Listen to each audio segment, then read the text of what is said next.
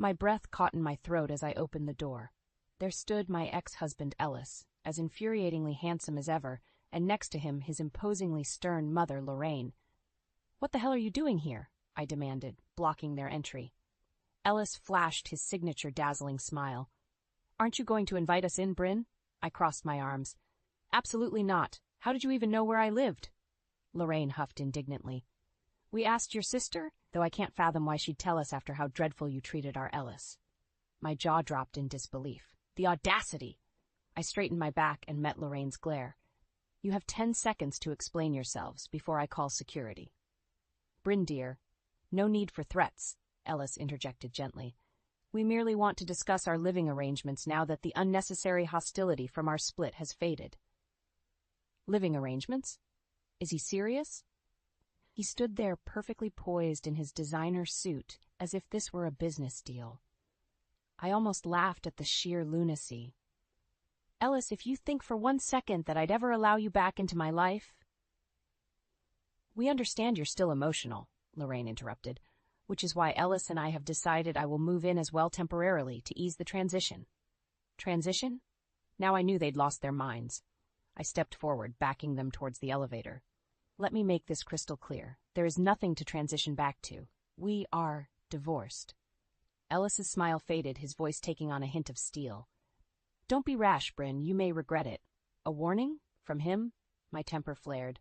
"The only thing I regret is wasting years married to you. Now get out before I call security and the police." I jabbed angrily at the elevator button. The doors slid open and I motioned brusquely for them to leave. Ellis hesitated, then stepped in, Lorraine close behind. As the doors began closing, Ellis called out, "Remember, Bryn, you forced my hand." I caught my breath, pulse racing. Forced his hand? The veiled threat hung in the air. I had no doubt Ellis was ruthless enough to follow through if I didn't act first. I strode rapidly back into my condo, locking the door. I wouldn't put it past them to try to re-enter while I was distracted. I poured myself a shaking glass of wine, equal parts furious and unnerved. So this was Ellis's endgame. He likely assumed the divorce left me broken, expecting me to cave to his demands. He always did underestimate me. I downed the wine in one long swallow. Well, not this time. If it was a war Ellis wanted, then it was war he would get. And I refused to lose. I downed my second glass of wine, still reeling from the morning's confrontation. Ellis's parting words haunted me. Forced his hand? What exactly was he planning? My phone buzzed. It was a text from Lorraine. "We need to discuss this further. Expect us at 7 p.m. "The hell you will," I shouted at the phone. I fired off a reply. "Do not come here or I will call the police. This is harassment." Her response was swift. "Don't be dramatic. We just want to talk." "You owe it to Ellis after everything you put him through." I threw the phone down in disgust. Everything I put him through? The years of subtle neglect, the selfishness, the cavalier infidelity, that was all on him, and his viper of a mother encouraging it every step of the way. No, this little visit was the last straw. I wouldn't sit back and let them bulldoze over me anymore. If Ellis wanted war, I would bring it right to his doorstep. I began gathering every sordid detail I could on Ellis. I called old friends, colleagues, anyone who I thought might have dirt on him, and dirt I got. Ellis's law partners hinted at shady financial dealings. Old flames alluded to affairs. I even learned of recent harassment allegations from his young, attractive assistant, Jenna. My anger burned hotter with each new discovery. Not only was Ellis a cheating snake, but a ruthless, corrupt one at that. By 5 p.m., I had compiled a stockpile of incriminating evidence. My phone buzzed again. My mouth twisted in disgust seeing it was another message from Lorraine. "We'll be there at 7 whether you like it or not. I have already made up the guest room for Ellis. My son deserves to be comfortable." Comfortable? I would make sure he and his despicable mother were anything but. At 6:55 p.m. sharp, I headed down to the lobby, a satisfied smile on my face. Right on cue, the elevator doors slid open. Lorraine strode out first, her pinched face set in a haughty sneer. Ellis slunk behind, his eyes widening when he saw me waiting for them. Before either could speak, I held up a hand. "I have had quite enough of this little charade. If you try and harass me again, I'll make sure you regret it." I locked eyes with Ellis. "You have no idea what I'm capable of." His cocky grin faltered. I pressed my advantage and stepped forward, glaring menacingly. I promise you, keep this up, and I'll bring your entire world crashing down. My voice shook with rage. Without waiting for a reply, I turned on my heels and left them gaping speechlessly. I had declared my war in no uncertain terms. I almost pitied Ellis. He had poked a sleeping dragon, and my fury was just beginning to wake. I arrived at my lawyer's office, files in hand, ready to launch the opening salvos of my war against Ellis. His threat still rang in my ears, fueling my determination. If he thought I would just stand by, he was dead wrong. "Bryn, always a pleasure," greeted Jacob, my seasoned attorney. We exchanged quick pleasantries before I eagerly presented my findings. I wanted to wipe that smug grin off Ellis's face permanently. "This is quite an impressive dossier," Jacob remarked, pages spread across his desk. "Extensive evidence of financial malfeasance, sexual harassment allegations." He peered up, eyebrow raised. "Do you intend to pursue legal action?" "Absolutely. I want to hit Ellis where it hurts, his money and his beloved career." My voice dripped with contempt. "I'll bleed him dry if I have to." Jacob clasped his hands, eyeing me seriously. An aggressive approach, but not unwarranted given the circumstances. He detailed a crushing lawsuit targeting Ellis's assets and law license.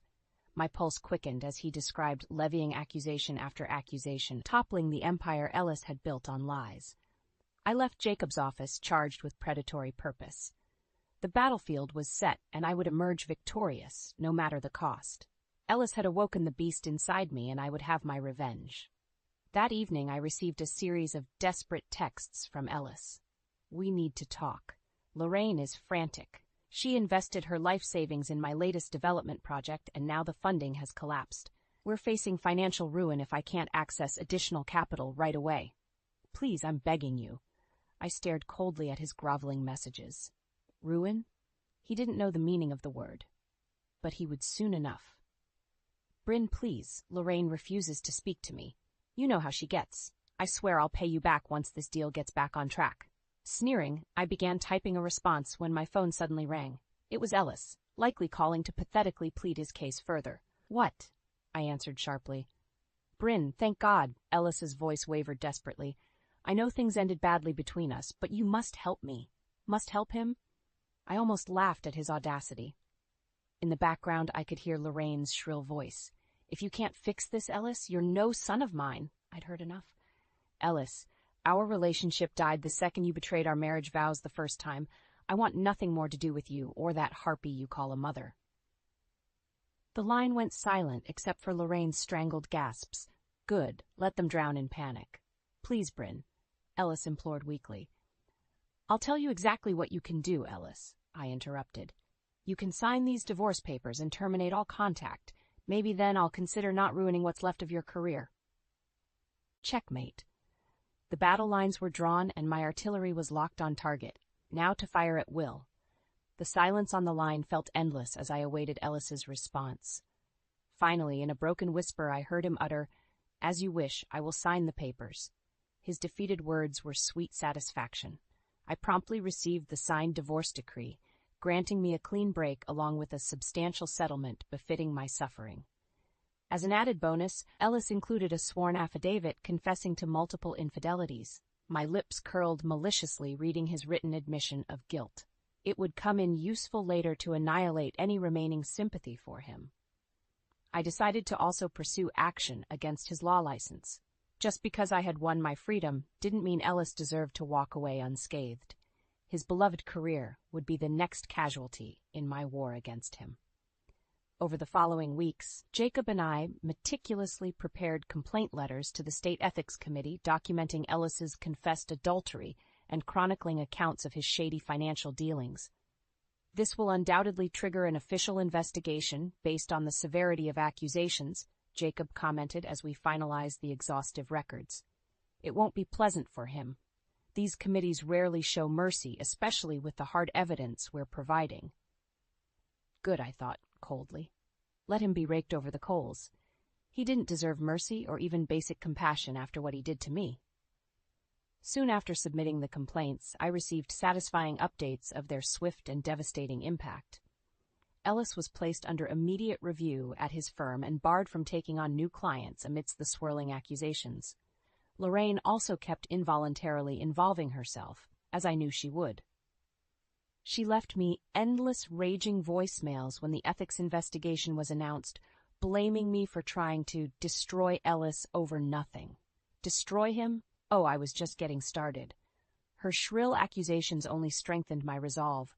When Lorraine finally had the nerve to show up pounding at my door, I quickly put her in her place. "This is all your fault, you deceitful bitch," she screamed when I opened the door. Before she could spit anything else, I stepped forward and struck her sharply across the face.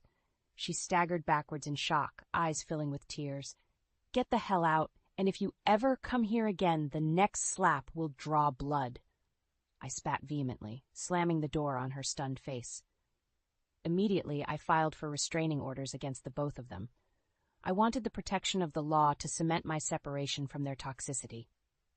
In the following weeks, every update Jacob sent regarding Ellis's deteriorating reputation and mounting legal troubles filled me with fierce satisfaction. With each judgment against him, with each damning headline, I could practically hear the foundations of his world cracking and crumbling. Good riddance. He was finally getting what he deserved. As I stood on my balcony overlooking the dazzling cityscape, I raised my wineglass in celebration. The view now perfectly symbolized my hard-won victory, rising high above the ruins of Ellis and Lorraine, exactly where I belonged. The sharp clack of high heels in my marble foyer pulled my eyes from the jaw-dropping view. I turned with a scowl, assuming it was Lorraine again attempting to barge in despite strict security protocol. But my glare transformed instantly to shock when instead I saw Ellis's young assistant Jenna striding towards me, fiery determination in her eyes. My surprise quickly shifted to anger. "How the hell did you get in here?" I demanded. She waved a keycard dismissively. "I have my methods, but that's not important." "Breaking into my home sure seems pretty damn important," I retorted. Ignoring me, Jenna declared, "I'm here to discuss Ellis." That got my attention. I crossed my arms skeptically. She took a breath. "You should know, Ellis and I are seeing each other. Have been for a while, actually." Seeing each other? Why wasn't I surprised? Ellis always did have a penchant for screwing young subordinates. First his pathetic associate at his old firm and now his new assistant. Despicable but almost impressive in the sheer audacity. I raised an eyebrow. So the harassment claims against him were what? Foreplay? Jenna flushed angrily. "No, I really was upset with him at first. The way he pursued me was so aggressive and manipulative." Her voice trailed off. Interesting. I wondered what lies Ellis had fed her to get into her pants. Jenna finally met my gaze. "But over time he made me feel so special, like I was the only one who really knew the real him, you know?" I stared at her blankly. Oh, I knew the real Ellis, all right, a selfish, sneaky scumbag. But I bit my tongue, curious where Jenna was going with this sob story. Haltingly, she continued. "The point is, I think I love him, and I want to help fix this situation with you and his mother." Fix this? I almost burst out laughing. There was no fix for what Ellis had done, but Jenna's hopeful eyes stopped my bitter response. "Ellis says if you two could just talk," she trailed off hopefully. Now I did laugh harshly. "Jenna, listen closely. There is nothing on earth that could convince me to willingly speak to Ellis again." I sighed, seeing her face fall. "I know you think you see something special in Ellis, but take it from his ex-wife. That man doesn't have a sincere bone in his body." Jenna's lip quivered. For a moment, I almost pitied her. Clearly Ellis had spun an expert web of lies and empty promises, just as he had with me years ago. Straightening sharply, I opened the door and motioned for her to leave. "Go find someone who treats you with genuine care, Jenna. Ellis isn't capable of that." Her eyes watering, Jenna hurried out without another word. I firmly shut the door behind her. Sighing deeply, I leaned against it for support. Oh yes, Ellis certainly had a type, young, naive, and vulnerable. Well, his new plaything was about to get a brutal life lesson about the true ugliness lying underneath Ellis's polished veneer, a lesson I knew all too well. In the weeks following Jenna's unexpected visit, I immersed myself in work, trying to forget the latest absurd drama. I had just secured a major promotion, validating years of tireless effort. I wouldn't let Ellis undermine all I had achieved. That resolve wavered when I arrived home one evening to find Lorraine lurking yet again outside my building, still somehow evading security. Her piercing voice cut through the night air before I could avoid her. "I hope you're satisfied with yourself," she seethed. "Ellis is at risk of losing everything because of your petty grudge." Petty grudge? I marched up to her menacingly as she continued her tirade against me, jabbing her bony finger in my face. I'd had enough. With one forceful shove, I knocked her back against the brick exterior. She yelped painfully. "If you harass me again, they'll be carting you out of here in a body bag," I growled through gritted teeth. "Stay the hell away from me." I stormed off, leaving Lorraine sputtering furiously. My phone soon buzzed with her incensed texts. "When Ellis finds out about this, it will just further motivate him to destroy you at any cost." Good luck with that, I thought acidly. Though the threat gave me pause, I knew Ellis was ruthless enough to make good if desperate. Over the next week, I learned things had only gotten worse for him professionally. The ethics investigation was in full swing, more sordid details emerging, including confirmation Ellis had pilfered client funds for his failed developments. Partners were fleeing his firm and creditors were hounding him relentlessly. His personal life fared no better. Jenna had moved out abruptly, presumably finally waking up to reality. Ellis was unraveling rapidly. When I arrived at my office one morning, my receptionist's uneasy expression immediately put me on edge. "What's going on, Gwen?" She wrung her hands nervously. "There's someone waiting for you. Jenna, she's extremely upset." "Jenna again? What now?" I hurried to my office to find Jenna sobbing uncontrollably, mascara streaking her inflamed face. "Jenna, what happened?" I asked warily. "It's Ellis," she choked out. "I went by his place to talk, and he was just destroying everything in a drunken rage." She buried her face in her hands as a fresh wave of hysteria overcame her. I sank down beside her and spoke evenly. "Jenna, listen, when people show you who they are, believe them the first time." I recounted my own painful history with Ellis's vindictive anger.